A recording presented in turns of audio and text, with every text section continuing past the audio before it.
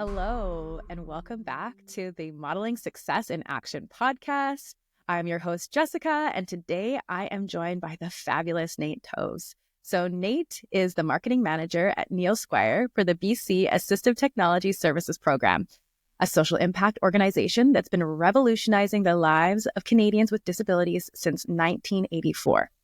Through the accessible and adaptive technology, Nate has a long-standing background in retail, wholesale, and business-to-business sales and marketing activities. And today, Nate's here to talk with me about how he connects with people through the art of networking in business and social circles using the giver's gain mentality so that he can create lasting and useful connections. This really is the thing that stands out the most about Nate. I have seen him at so many networking events, just really owning the room. And I got to say, he's my favorite networking buddy. Anytime I walk in the room and Nate's there, I'm like, yes. So welcome, Nate. I'm so glad to have you here. Oh my goodness, I couldn't even imagine a better introduction. Thank you. And I feel the same about you. And because we never plan this, right? We end up at an event and it's like from across the room, hey, there's Jessica. Yeah. And it's like, it is good. It's great to have a networking buddy for many reasons, right? Introductions and just a friendly face in the room. And no matter how good of a network you are, it's always nice to know somebody in the room and have that camaraderie of, meeting other folks, right? Yeah. So thank you. Yeah. Well, I mean, it really is nice to have that. And also, I mean, when you're in a room of strangers, it's almost like, even if we don't connect, I know that you're there and your energy is there. Yeah. And yeah. Thank you. Yeah. And again, I do feel the same about you. Your energy is palpable, as they would say. Yeah, I try. I mean, even on this medium, I feel like, it's almost like we're sitting in the same room together, which is great. 100%. Yeah. Yeah. So welcome to our living room, essentially, then, those of you who are listening to Nate and I today. Let's jump right in. So Nate, tell me, first of all, what drives you to do the kind of work that you do at Neil Squire? I know that we just wrapped up the Christmas season and you were really, out and about and in the community at that time. So tell us a little bit about that. Yeah. So I'm blessed, after many years of working hard. We all work hard.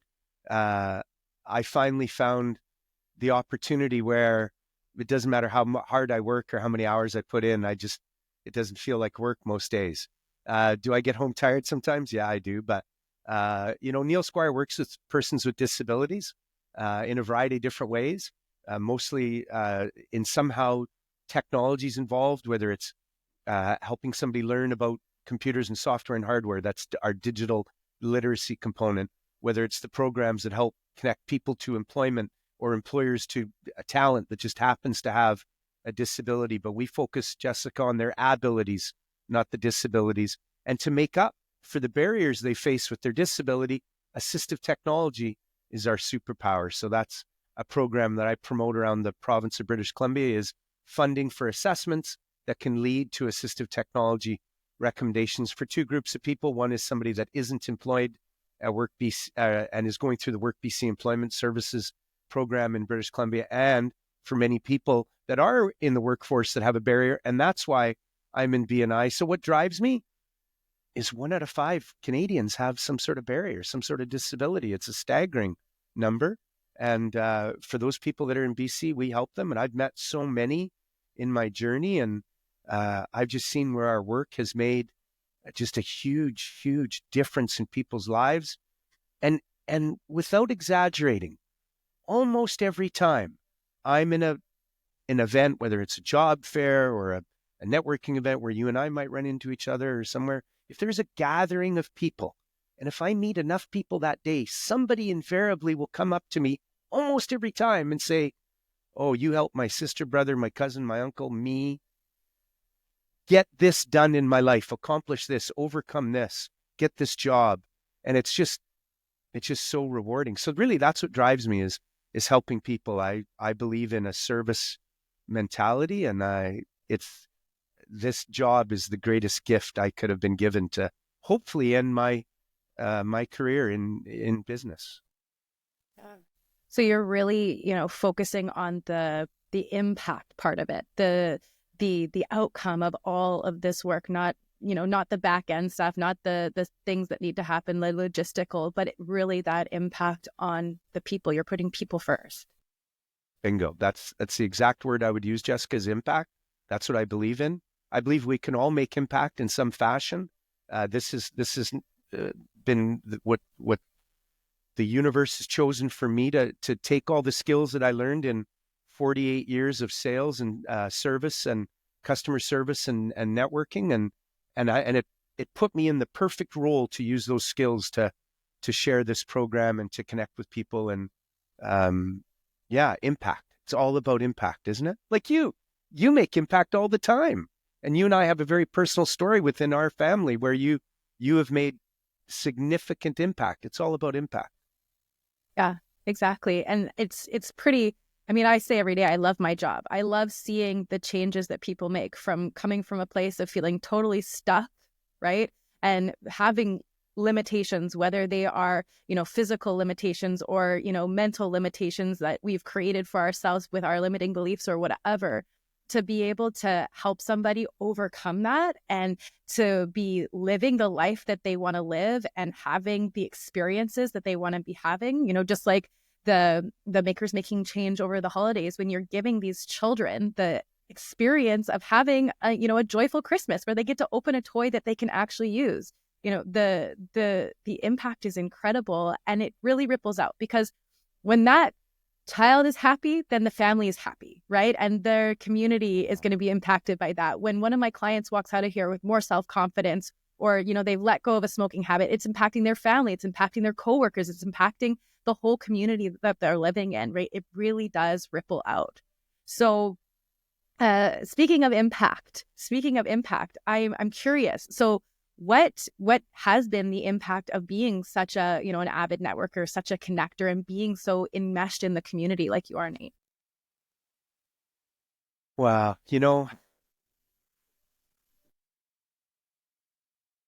I was at an event yesterday, and I had the opportunity to speak about networking to a group called the Burnaby Intercultural Planning Table. And it's an organization that helps newcomers that have chosen Canada as their new home, whether it be for study purposes and then to go back home, or for study purposes and then to stay here. And before I got up to speak, something that impacted me was how several people who had again chosen Canada to do one of those two things just raved about what an amazing country we have and how they had this great opportunity to come here. Yet there's some commentary on the other side of Canada this, Canada that, and yeah, we got our issues. But what it showed me and what I was talking about to this group was networking and how you can impact people through your community, and how many of us will meet a significant other through our network, or how many of us will get a job or a business opportunity through our network. And how that all came together. And it's a big round story of this interconnection that we have with all these people, with all this technology now, with LinkedIn and Facebook and networks and things like BNI or Rotary and associations and all these different ways that we can meet people. But if you get good at connecting with somebody and helping them accomplish something, that's what, as you opened your thing with Giver's Gain, that's what you and I are in a networking group called BNI. And the founder that started this 40 years ago, his whole thing was give to gain, givers gain. And I'm just seeing that. I'm living that every day now in my life, of sharing with people, helping them accomplish something, helping them overcome a barrier, helping them get a connection to somebody, maybe helping them. Last couple months, I've helped a few people get a job just by making a couple introductions. So I just feel like I've been put exactly where I'm supposed to be with the limited skills that I have as an individual, not a big education, not a lot of that, just a lot of years of out there learning how to connect with people. And I don't know if that answered your question, but that's what came to my mind when you said that. Well, I mean, it brings up the excellent point of really putting the people first, because, you're saying, oh, it's a limited education, but, I know lots and lots of people who, know things by rote. They've got it memorized, but the delivery is not there because they're not actually connected. It's like you're talking to a robot or something, right? It has, less to do with the structure, the system, the rules, and more to do with respecting the individual that's standing in front of you. So when you walk into a networking, event, when you walk into a room and there's, 50, 100 people that you've maybe never met before, what is your mood? What's your attitude? Where are you focused? Like, what is that experience like for you? Yeah. You know, not a lot of fear, for sure. I'm pretty fearless when it comes to that. Do I have a little bit of anxiety like everybody might yes, of course I do. But I have the thing that leads me to the first conversation is curiosity. It's curiosity. They say curiosity killed the cat. It doesn't kill the networker. Okay. Curiosity is what gets you to have that first conversation. And it's easier than most people think, because that's why everybody else is there. Is they're also there to meet some people, and there'll be some people just like me who are excited about doing it and curious, and there'll be some people that were maybe told to be there by their employer, and they're maybe a little more nervous and a little more standoffish. But I've learned the skills and how to get them talking, and it may be small talk, but it can also lead to deeper talk if you ask the right questions. You're one of the guys in your group, Kevin Parton, is an amazing guy, and him and I went on one of those net walks, and we talked about the right question. It isn't a question. What's the right question? And as you learn to be a networker, you learn to get to ask people the right questions that get them talking, because people do love to talk about themselves or their business or their passions. And I love exploring that, because then that leads me to an opportunity to possibly help them. Because that's truly what I want to do, Jessica, when I go to a networking event now, is yes, I'm going to talk about our programs, because that's my job to do that. But I don't go there with the intention that I'm going to go sell somebody on our program. I'm going on the intention to learn something about somebody where I may be able to help them. And helping them might be able to introduce what we do, but it might be able to make a connection to somebody like you. It might be able to make them a connection to an employer. It might be able to make them to a connection to our friend Flora, who's a branding expert, or whatever. It's just curiosity. Can I lend a help? Can I lend some expertise? Or can I just sit there and be a good listener? And maybe that's all that they're looking for, is somebody that they'll never see again to unburden a problem that they're dealing with. And I've had that happen at networking events where it's like, I can't believe that person told me about this, but boy, they left with a smile on their face, and I feel good that we had a chat that was deeper than how's the weather today. Yeah, absolutely. Right. And the interesting thing that I'm really getting out of all of this is that your focus in that room is not on you and how they can serve you. It's on them and how you can help them. You're focusing outward.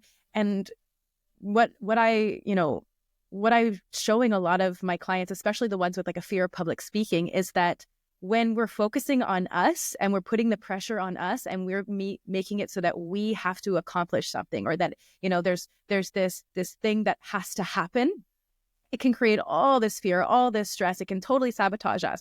But when we get curious about other people, when we look outwards, when we really look at them and we're willing to connect with them, all of a sudden that pressure goes all the way down. And now we're totally freed up to just, be curious about that other person, be engaged with them, be in the moment with them. So I love that you're name dropping Kevin and Flora. It's so funny because I had Kevin on here last week, and I'm going to be having Flora next month. So you're right. These are really awesome, successful models of people that you really can look at and go, hey, what is that person doing? And like, how can I borrow that? So speaking of borrowing, what would somebody who is like brand new to this networking world and they're wanting to make connections and they're wanting to be able to support themselves in business, how do they know what that right question is? Where does somebody who's just starting out even, begin? Yeah, no, and that's a great question, and we'd probably need a couple podcast to answer that effectively. But here's, just be curious. So at the same event I was at yesterday, a year ago, I was at the same event. I did a speaking engagement with them, and we talked about, for new people, go with a strategy. Okay. And a great way to go with a strategy is to have an acronym for yourself that will remind you to bring up topics that can get people to be talking. So the one I reminded them of yesterday was something like FAIR, as an example. It could be FAIR or FARE, which could be family, A for activities, R for recreation, E for education. Okay, that would be FAIR spelled FARE, or you could do the AIR one with activities and interests and recreation. Just something that gives you a game plan that when you're talking to people, that it isn't just about the weather, and good God, don't talk about politics when you're out networking. As important as that might be right now, it's, unless you're at a political event, probably not a good idea to talk about politics, provincial, federal, or world at this point. And you probably don't want to talk about religion at most networking events, unless you're at a networking event that is based on your religion, and then that's fine. But so what do you want to talk about? Well, again, people like to talk to themselves. So maybe it's about their kids. Maybe it's about some travel they've done or they have coming up. What's going on in your business? What's new in your business? AI is a big topic today. There's many topics that you can explore with people that get them talking. So what I always tell people is, if you meet me at a networking event, I'm going to do everything I can to ask you a question first. That's really my goal, is I want to get you talking first so that I can be curious, and I can, as Dr. Meisner teaches us, right, Jessica, be interested, not interesting. I'm not going there to be interesting to anybody. I want to be interested in what they're doing. And if people can, you got to get, if you have any anxiety about this, I get it. There's a lot of strangers, but many of those people are feeling a little anxious too. I tell new people that are a little anxious about networking, go look for that person that's standing by themselves. They're dying for somebody to come up to them because they're too terrified to go up to somebody that they don't know. So go help that person out and go talk to them. The other stuff that we learn is, if you see a closed group of people, well, probably don't approach that group. If there's 3 people and they're standing in a tight circle, stay away from that group. But you see a table with 3 people and there's an opening, that's a perfect opportunity. You often see these high top tables at networking event. And if there's a spot for somebody to, saddle up to the table, that they're welcoming you as a 4th person to that. So be curious, have a game plan, have some topics in your head that you're ready to talk about. If they ask you a question, be honest, just be yourself, have fun. That's always a good recipe, is go there to have fun, because everybody's there to do really the same thing, connect. Nobody's there to sell. Certainly nobody's there to buy. So don't go there to sell, right? Just go there to connect, have fun, make some new friends. Who knows what, you could meet your best new client. You could meet your best new friend. You can meet somebody you're going to play golf with or tennis with in the future. There's so many opportunities that can happen when you go to these networking events. Mm-hmm. So for those people who are going, this all sounds easy enough, but, what's the difference between, going and just, shooting the breeze and, having a fun time and connecting with some people? How does that turn into business? Like, how does that actually create these lasting and useful connections? Yeah. Follow up.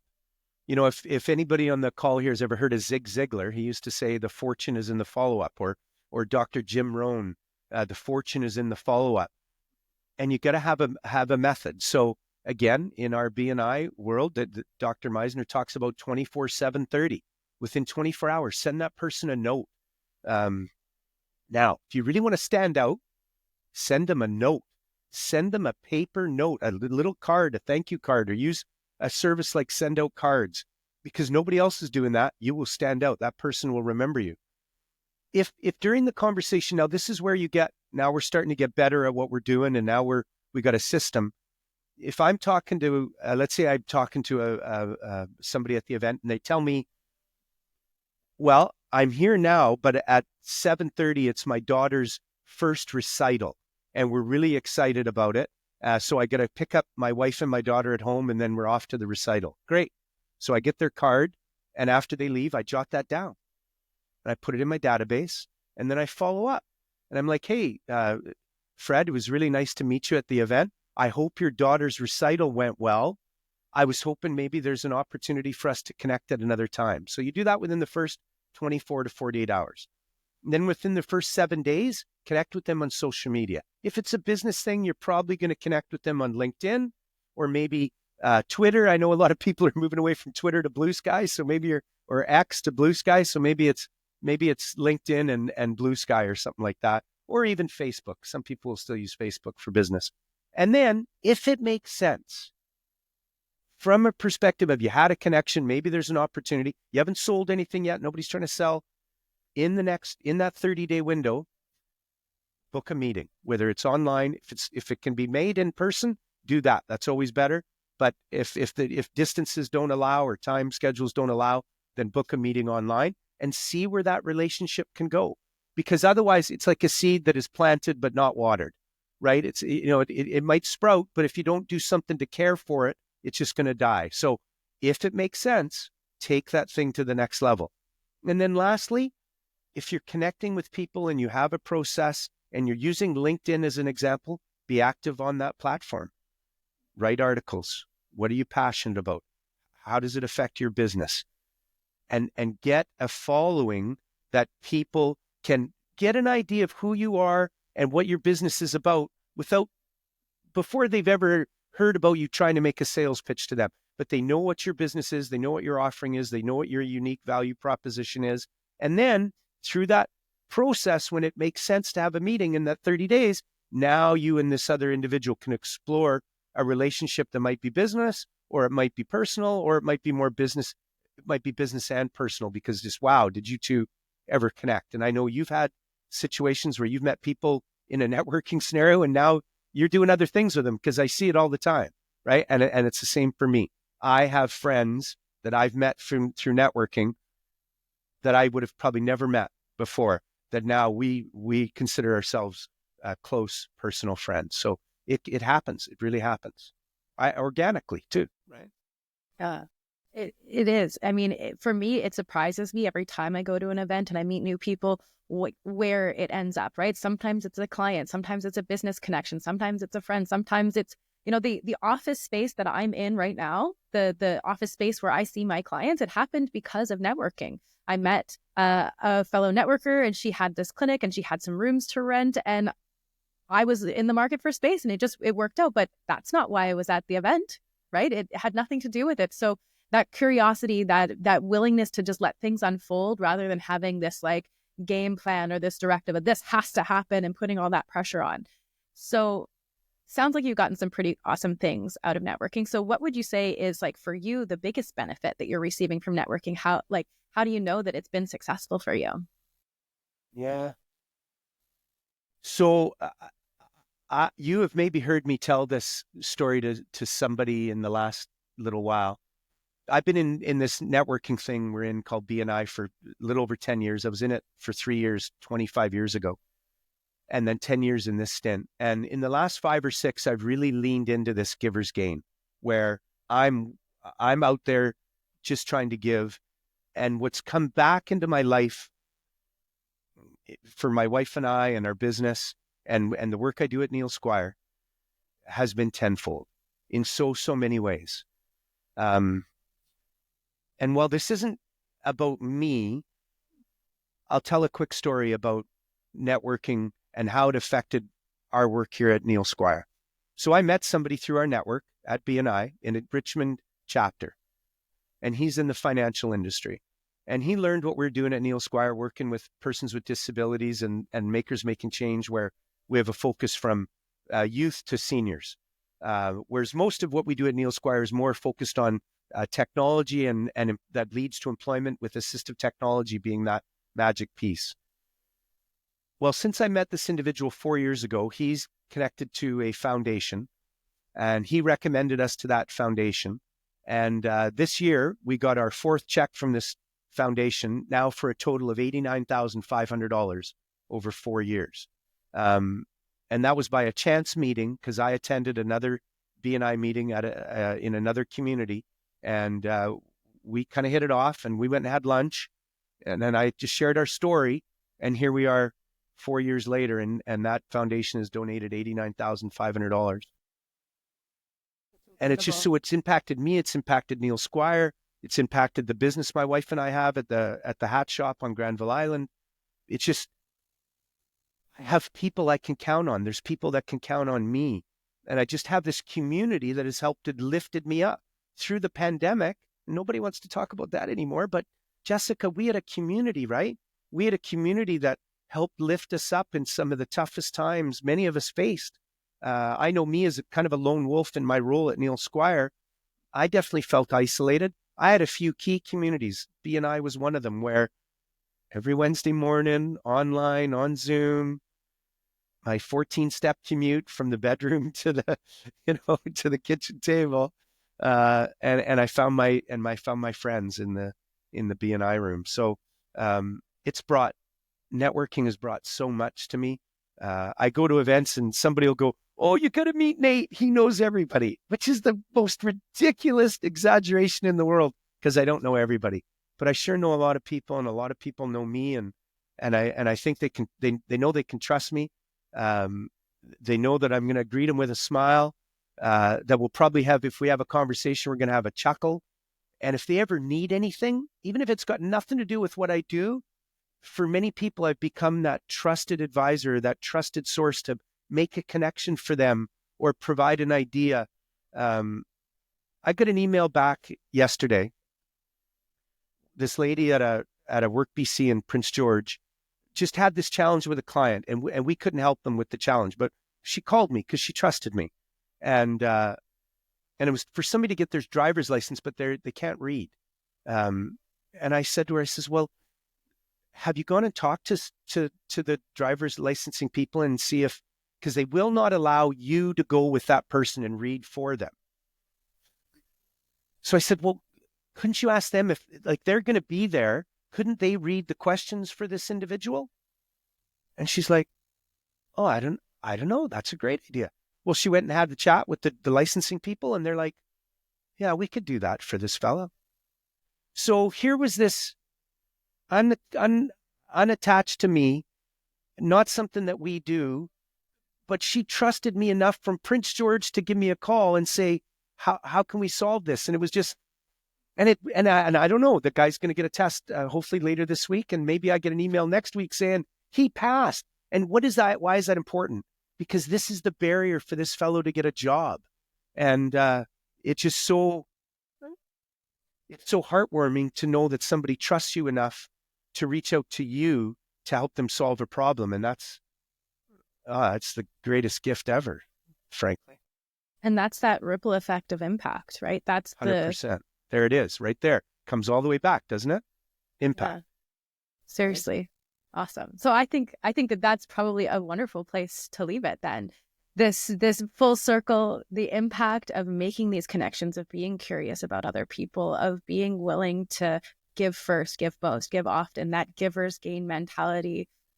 It's a pretty incredible thing to watch. So if you're ever at a networking event and you wander into the room and you see Nate, make sure that you say hi to him, because I'm sure that it will be just one of the most, impactful connections that you have that day.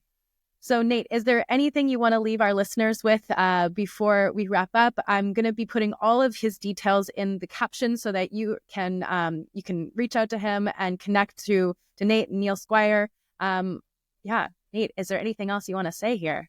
Well, for the people that are new networkers, well, I'd say right back to you, what you said to me. If you run into Jessica at a networking event, same thing.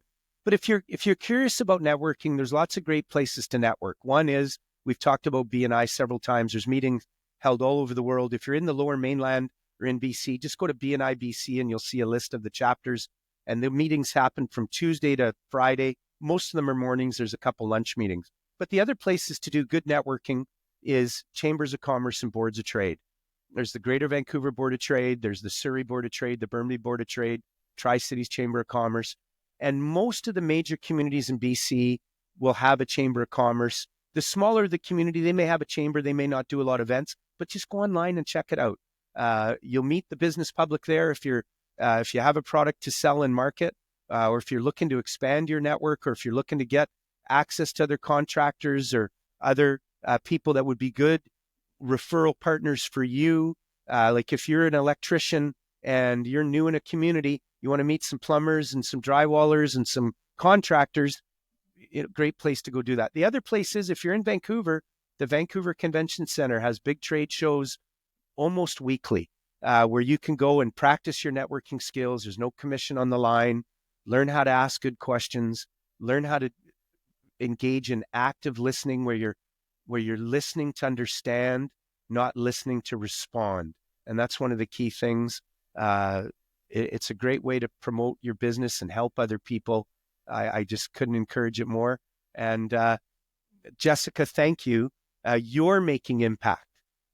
Since literally the first time I met you, I could tell that you're going to do great things in this world. And geez, wow, 4 years later, I can see it, because I think it's been about 4 years, and it's Wild. obvious, right? It is wild, right? And it is obvious. And thank you for this opportunity to share with the audience. And I'm grateful to have met you one day at a BNI meeting. Yeah. And I'm grateful to have you in my networking circle, Nate. It is always such a pleasure to run into you. I even mentioned it to Kevin that when he was on the podcast, that like every time you're in the room, you give me like a little testimonial. You go, have you met my friend Jessica? She did all these awesome things. She helped this person and that person. And then you like walk away. My job is done. Exactly. It's amazing. So that is definitely something that I have been modeling from you. And I hope that everyone who is listening has gained at least some insight as to how they can change their perspective of how they're approaching these things to create some really meaningful and useful connections that, might have some surprising impact. Yeah, it's like a muscle. You got to use it for it to work, and for it to build, and for it to grow. And anybody can do it with a little bit of practice and some help. And BNI and people like you and I are out there to help people learn how to do it, because it is a great skill to learn, and we're going to use it for our whole life in some fashion. That's right. Connecting with people at a deeper level. So thanks, Jessica. Yeah. Thank you so much for joining me, Nate.